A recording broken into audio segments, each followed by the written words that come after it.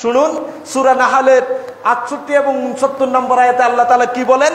ওয়া আওহা রাব্বুক ইলান নাহলি, যে আপনার রব মৌমাছির কাছে ওহী করেছেন, প্রত্যাদেশ করেছেন যে আনিত্তাখিজি মিনাল জিবালি বুয়ুতা ওয়া মিনাশ শাজারি ওয়া মিম্মা ইয়ারুশুন। আল্লাহ তাআলা মৌমাছিকে আদেশ করেছেন, ওহী নাজিল করে বললেন, মৌমাছি তোমরা পাহাড় পর্বত, ঘর বাড়ি এবং গাছপালাতে তোমরা কি করো? বাসা বাড়ি তৈরি করো। কাদের? মৌমাছি নিজের জন্য। আল্লাহ তাআলা বললেন, তাহলে বুঝা গেল আমাদের বাড়ি ঘরে ছাদের কোনায়, ঘরের কোনায় যে মৌমাছি বাসা বানায়, এটা আল্লাহর আদেশ ছিল তাদের প্রতি, এজন্যই তারা বানায়। আল্লাহ তাআলা মৌমাছিকে বললেন, তোমরা পাহাড় পর্বতে, গাছের ডালপালায়, ঘরের কোনায়, ঘরে বসবাস যেখানে মানুষ করে সেখানে তোমরা তোমাদের ঘর বাড়িগুলি বানাতে থাকো, তোমাদের বাসা তৈরি করো। আর কি করো? সুম্মা কুলি মিন কুল্লি সামারাত, যত ফল ফলাদি আছে, ফল মূল আছে, ওই ফল এবং ফুলের মধ্য থেকে তোমরা তোমাদের খাবার আহরণ করো।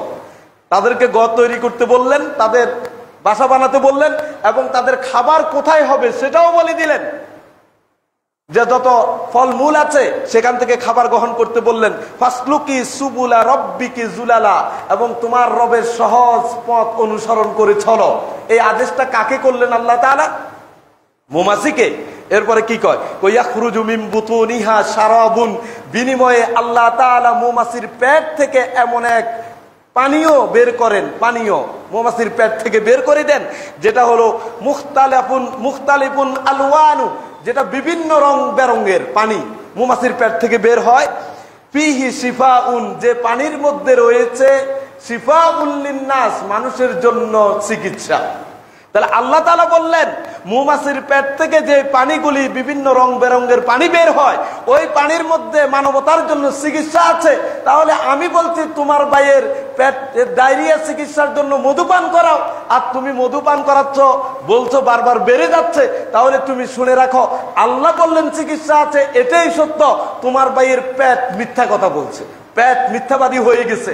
তার মানে এই মধু খাওয়ানোর কিছু পদ্ধতি আছে, ওই পদ্ধতি মেনেই তোমাকে খাওয়াতে হবে। উদাহরণস্বরূপ মনে করুন, দুধ এটা ভালো খাবার, কিন্তু কাউকে যদি ঠান্ডা দুধ খাওয়ান, হতে পারে তার ডায়রিয়া।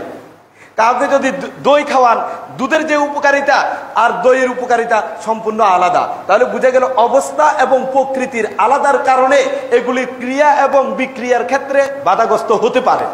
কিন্তু আল্লাহ তাআলা বললেন এর মধ্যে চিকিৎসা আছে, এটাই সত্য। আপনি যদি সেই পদ্ধতি অনুসরণ করে আপনি চিকিৎসা নিতে পারেন। একটা চমৎকার কথা বলি, শুনুন। চিকিৎসা বিজ্ঞানীরা বলল যে মৌমাছি থেকে মধু যে আহরণ হয় সেটা কেমনে হয়, একটা তারা বিবরণ দিলেন। 1 কেজি মধু তৈরিতে 70,000 মধু পোকা, 70,000 মধু পোকা 26,000 ফুলের মধ্যে 5,000 বার যাতায়াত করতে হয়। আল্লাহু আকবার। 1 কেজি মধু তৈরি হতে 70,000 মধু পোকা 26,000 ফুলের মধ্যে যেতে হয়, 26,000 ফুলের মধ্যে সে বিচরণ করতে হয় এবং 5,000 বার যেতে হয়। সুবহানাল্লাহ বিহামদি। এরপরে 1 কেজি মধু সেখান থেকে বের হয়, এবং তাদের জীবন প্রণালীটা কত স্বচ্ছ এবং পরিচ্ছন্ন আপনি শুনলে অবাক হবেন। যে আল্লাহ তাআলা মানুষের সাথে মৌমাছির জীবন প্রণালীটাকে অনেকাংশে মিল করে দিয়েছেন। মানুষের যেমন একজন শাসক থাকে, তাদেরকে নিয়ম কানুন আইন দিয়ে পরিচালনা করেন, মৌমাছির জন্য এইরকম তাদের একজন রানী শাসক থাকে। যেখানেই বাসা তৈরি করে সেখানে একজন শাসক থাকে, রানী মৌমাছি, পুরুষ না।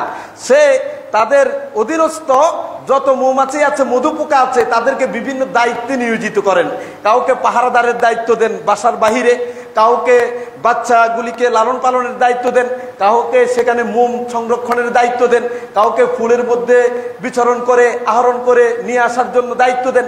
এভাবে বিভিন্ন দায়িত্ব পালনরত তাদের শাসকের অধীনে তারা কাজ করে।